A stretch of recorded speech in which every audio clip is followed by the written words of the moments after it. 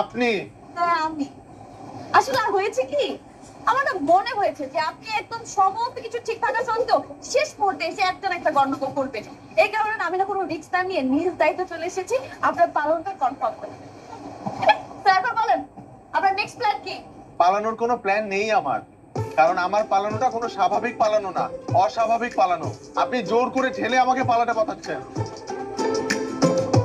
একটা ফ্রেন্ড আছে চিটাগংয়ে, ওর বাসায় যাব, ওকে পুরো ঘটনা খুলে বলবো, ওখানেই থাকবো। আপনি আপনি কোথায় যাবেন? চিটাগং। কিন্তু আপনি তো যেতে পারবেন না, কারণ এটা তো চিটাগাং ট্রেন না, এটা তো সিলেটের ট্রেন, এটা তো সিলেটে যাচ্ছে। কি? হ্যাঁ এটা কি সিলেটে যাচ্ছে? হ্যাঁ আমি বলছি তো। এটা কি সিলেটে যাবে? আল্লাহ, আমার সাথে এগুলো কি হচ্ছে?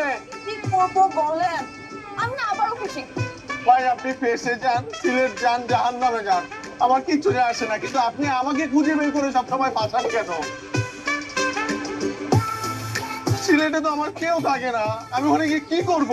আপনি কেন করবেন, সব তো করবো আমি। আপনি কানে কথা শুনেন না? সিলেটে আমার কেউ নাই। সমস্যা নাই, আমি আছি না।